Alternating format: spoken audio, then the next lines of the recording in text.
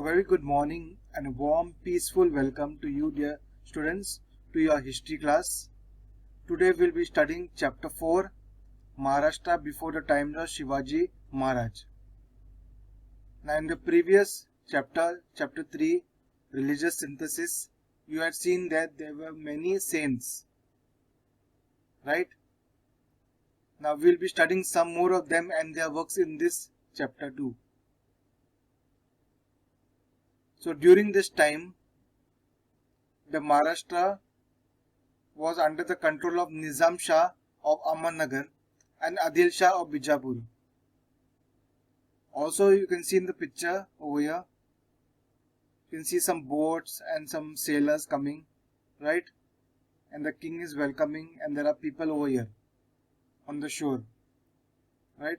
These are the Portuguese, the British, the French, and the Dutch. They all came to India to trade in Indian villages. They wanted to trade. From their land they came over here to trade with Indians. And they went into different villages, small villages and big villages. Now we will watch and learn what they did in these villages and how was the life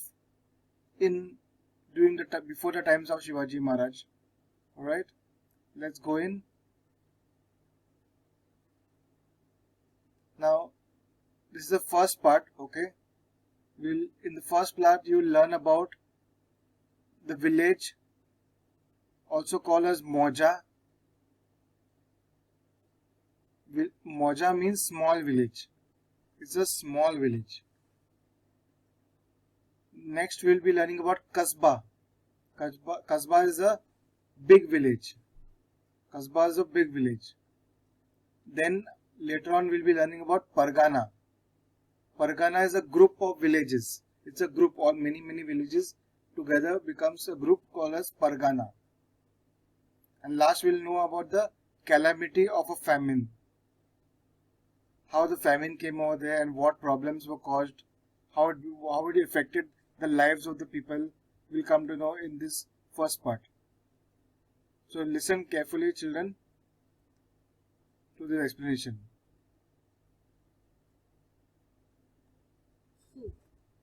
Maharashtra before the times of Shivaji Maharaj.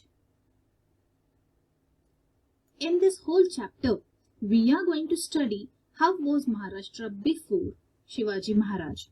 If you remember EVS 2 in Standard 4, chapter number 1, Maharashtra before Shivaji Maharaj. But in this lesson, we are going to study Maharashtra before Shivaji Maharaj, but in more details and information. How system was at that period and they were living and all things we are going to study in this chapter. At the beginning of the 17th century CE, most of the territory in Maharashtra was under the control of Nizam Shah of Ahmednagar and Adil Shah of Bijapur. The Mughals had entered Khandesh. Their objectives was to expand their powers in the south. They were settlements of Siddhi people who had come from Africa along the coastline of Konkan.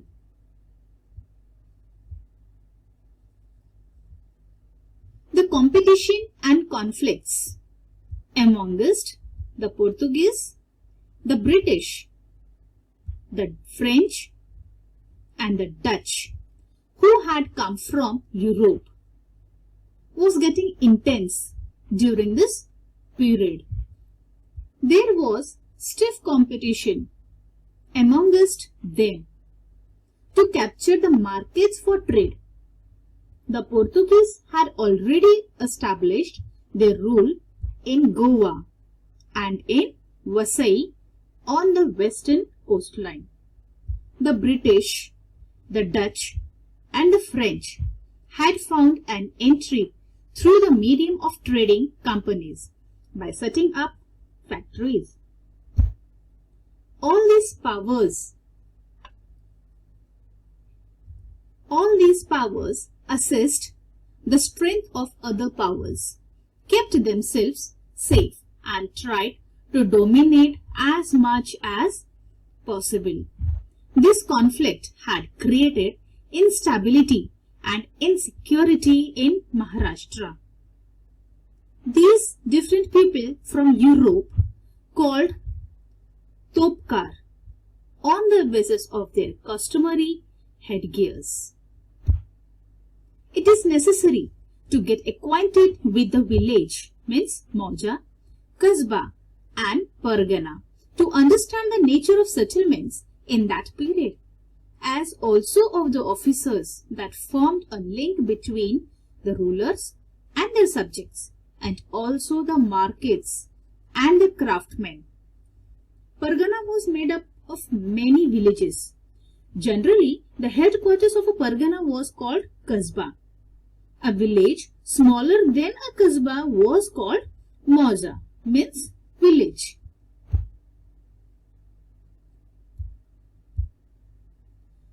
Village. Most of the people lived in villages. A village was also called Mauza. The chief of the village was the Patil. He used to try to bring maximum land under cultivation. When there was any dispute in the village, the Patil resolved it and made peace. A Kulkarni helped the Patil in his work. The Kulkarni kept a record of the revenue that was collected. There were various artisans in the village. They had heredity rights regarding their occupation. The peasants gave a share of their agricultural produce to the artisans for the service they rendered to the village community. This share was known as Baluta.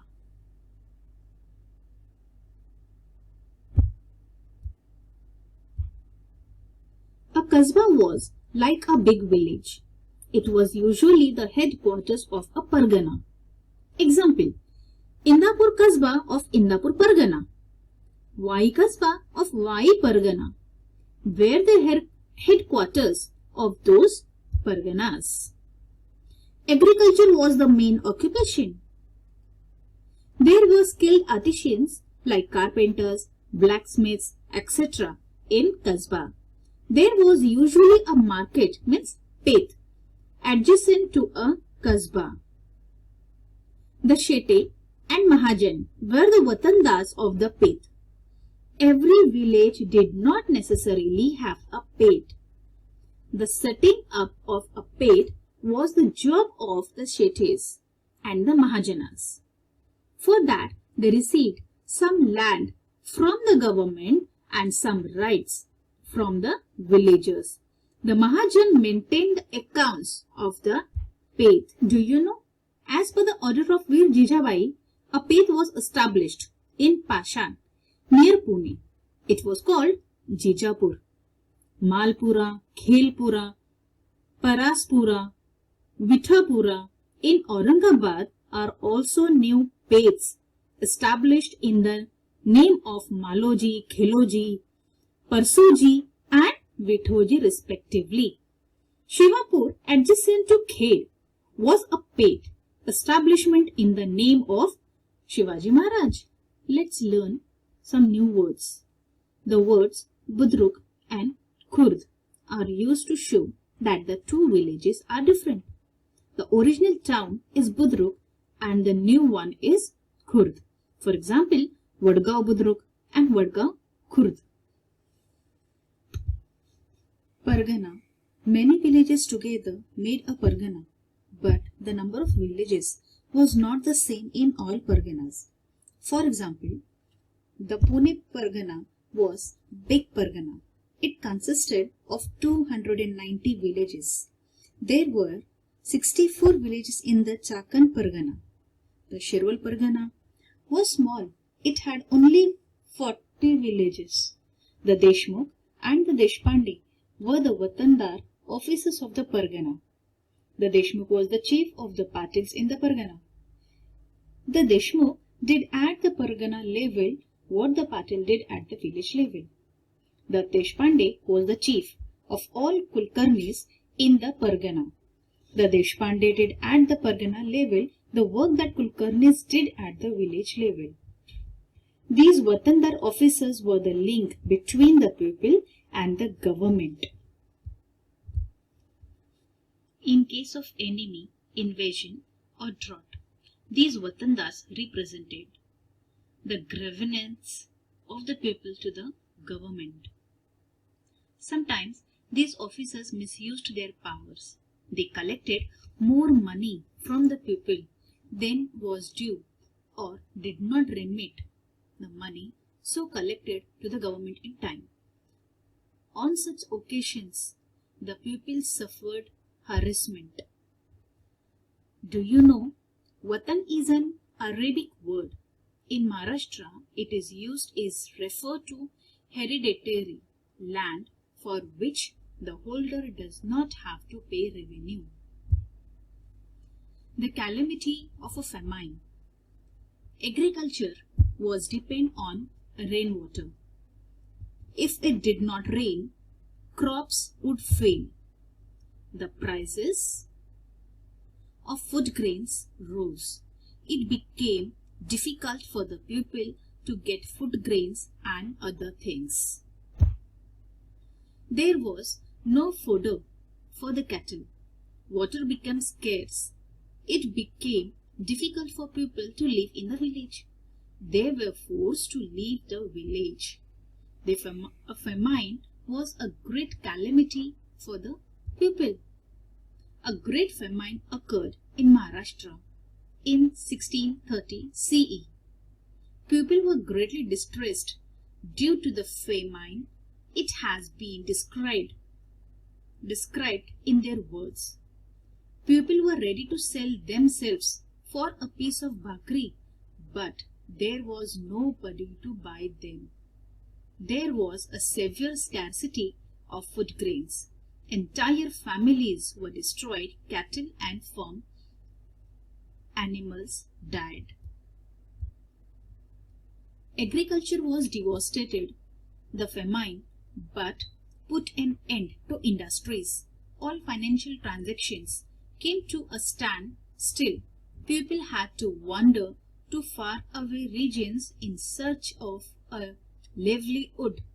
It was a great challenge to bring back to normalcy the devastated life of the people. So today we have studied about Maharashtra before the times of Shivaji Maharaj, rules by the foreign rulers, the Watandas, how village, kasbah, parganas were formed, and the calamity of famine. In next video, we are going to study about the work of Warkari movements, work of saints, impact of work of the saints. So be connected till the next video. Thank you. Students, you have understood, right? This first part is very easy and very interesting. How was the life of people and how they were suffering because of the famine. There was drought, there was no rainfall, so their crops were suffering. Now also it happens when there is no rainfall, the farmers suffer, right? They cannot grow the crops and then they cannot sell them. Many times it leads to their suicide and all, right? So in the previous time they were ready to sell themselves because they wanted food to eat. Even one small bakri they wanted to eat. Alright. So let's go to the next part.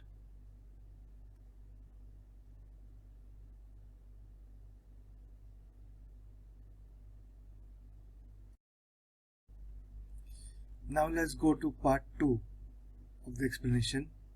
In this second part you will learn about the work of the Warkari movement, Sant Namdev, Sant Dhyaneshwar, Sant Eknath, Sant Tukaram, work of the Sants, Ramdas Swami, inspiration for independence during foreign rule.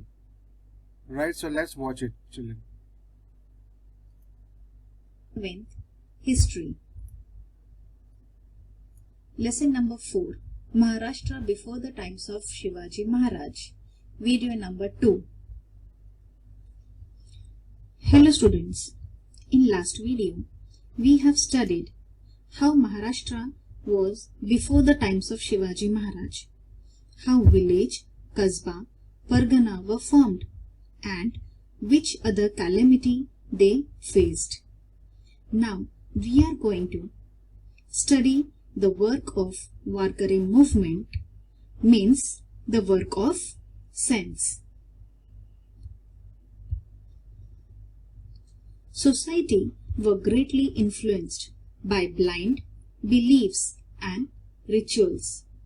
People had become fatalistic, means dangerous, and inert, means lacking the ability.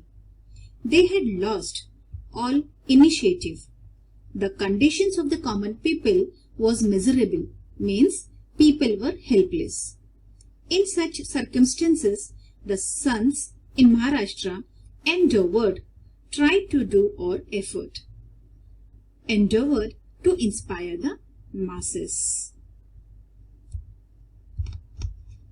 In Maharashtra, the tradition of sense, which began with Sant Jnaneshwar and Sant Namdev, was carried on by sons coming from various strata of the society.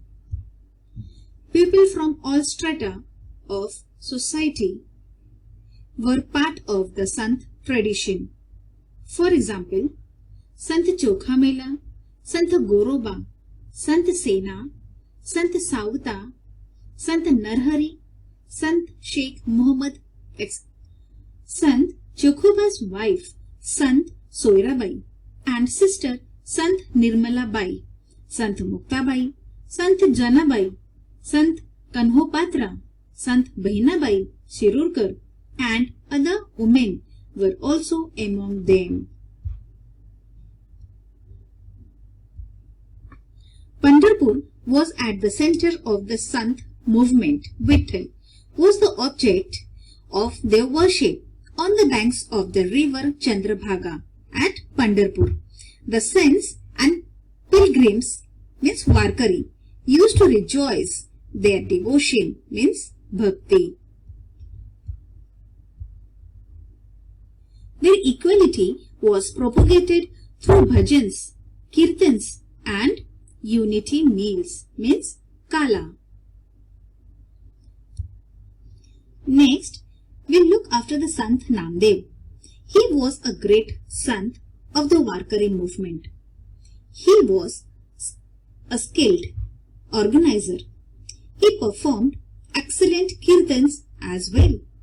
He awakened the sense of equality in men and women belonging to all castes through the medium of kirtans. His pledge was नाचु कीर्तनाचे रंगी ज्ञानदीप लावू जगी. His Abhanga compositions are well known. Many sons as well as common people were influenced by his teachings. He went up to the Punjab propagating his thoughts. His compositions are included in the Guru Granth Sahib of Sikhs. He propagated the message of Bhagavad religion in all quarters. He built a memorial to Sant Chokhamela at Pandharpur. His work is unforgettable. Next, Sant Jnaneshwar. He was a great saint in the Warkari movement. He wrote the Bhavarth Dipika or Jnaneshwari, which elucidates the meaning of Sanskrit Bhagavad Gita. He also composed the Amrutanubhav. He preached the importance of the path of devotion through his works and compositions. He showed a simple way of worship and conduct which the common people could follow easily. He gave the prestige of religion to the Warkari movement. Though his life was spent in extremely adverse circumstances, he never lost the calm of his mind and never harbored bitterness. His Pasaidan in Jnaneshwari uplifts the mind. The poetic compositions of his brothers, Sant Nivrutti Nath and Sant Sopan Dev and sister Muktabai are well known.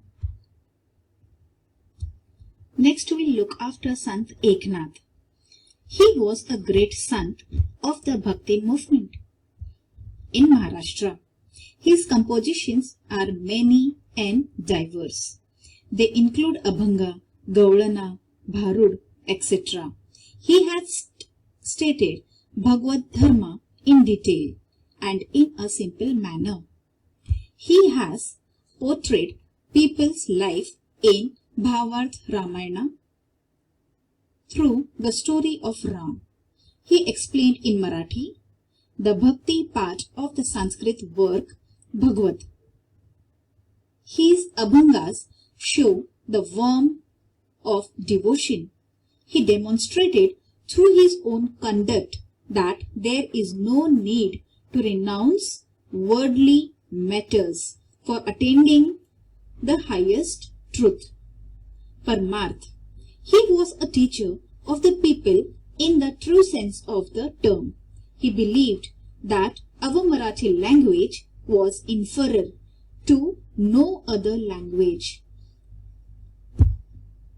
He asked the Sanskrit scholars forcefully, Sanskrit Vani देवे केली तरी प्राकृत काय चोरापासूनी झाली. He heavily criticized those who hated other religions. Next, we'll look after Sant Tukaram. Sant Tukaram, he belonged to Dehu near Pune. His compositions or abhangas are very pleasant and lucid, reaching the greatest poetic heights. Sant Tukaram's Gatha is a precious treasure of the Marathi language.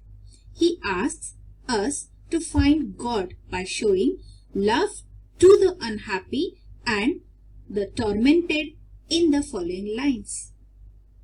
जे का रंजले गांजले त्यासी म्हणे तो आपुले, त्यासी म्हणे जो आपुले तोची साधू ओळखावा, देव तेथेची जाणावा. With this viewpoint, he threw in the river Indrayani the documents of the loans that people had borrowed from him and freed many poor families from the bonds of loan.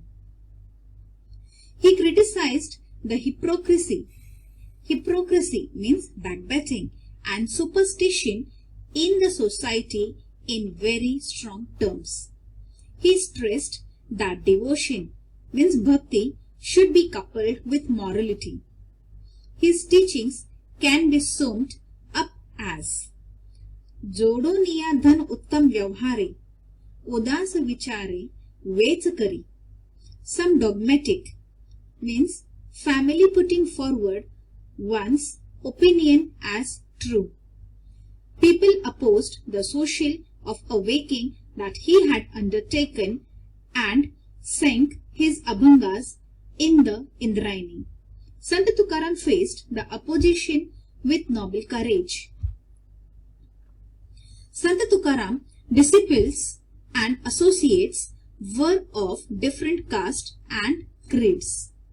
They include Mauji Mali, Gavnar Sheth Wani, Santaji Jagnade, Shivba Kasar, Bahinabai Sirurkar and Mahadaji Pant Kulkarni.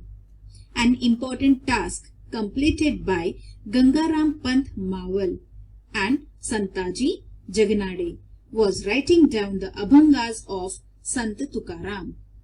Next, we'll look after the work of sons. Sons gave the message of equality to people. They taught humanity. They preached that people should live together in harmony, unity, and love. Their work resulted in social awakening. They taught how to live in the face of foreign invasions, drought-like situation, or any other natural calamities. Their teachings proved to be a good support for people. Their work created self-confidence among the people of Maharashtra. There was a deterioration of ethics and religion in the society. At such a time, the sons came forward to protect the society. They taught the true meaning of religion. They showed the path of devotion by living amongst people and sharing their joys and sorrows.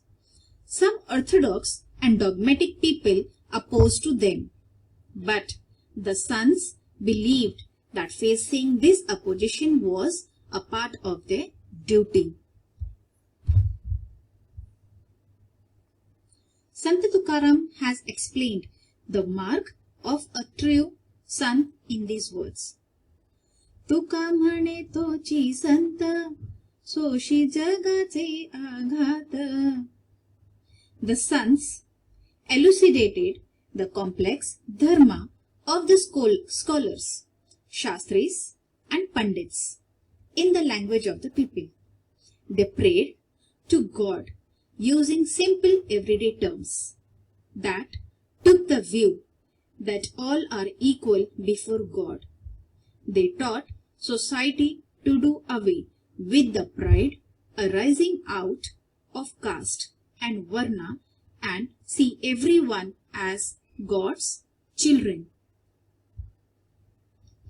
A characteristic of the sons was that they did not forget their duties on the path of devotion. They found God in their work. Sant Sauta said, Kanda mula bhaji, aughi vithai maji. This statement refers to farm work, but applies to work in all walks of life.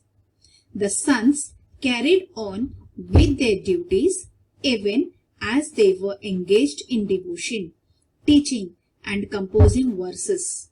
They developed the moral sensibilities of the society. Next, we look after the Ramdas Swami. Ramdas Swami, he was from Jam in Marathwada. He explained the importance of physical fitness to the people. Maratha तितुका मिळवावा, Maharashtra Dharma वाढवावा. This message of Ramdas Swami is famous. He gave practical education and lessons in good conduct. Through his works like Dasbodh, Karunashtak, Manache Shlok, he stated the importance of people's movement and organization and founded the Samartha Sampradaya. Chapel was center of Sampradaya. He propagated the worship of Ram and Hanuman. He travelled far and wide to propagate his thoughts. Next, inspiration for independence during foreign rule. Such was the political, social, cultural situation, etc. in Maharashtra before the times of Shivaji Maharaj. In that period, Maharashtra was under the control of Adil Shahi and other powers. It was not independent. Even so, some personalities and streams of thought were dreaming of freedom. Among them, Shahaji Maharaj, who is considered to be a visionary of Swaraj, was on the forefront.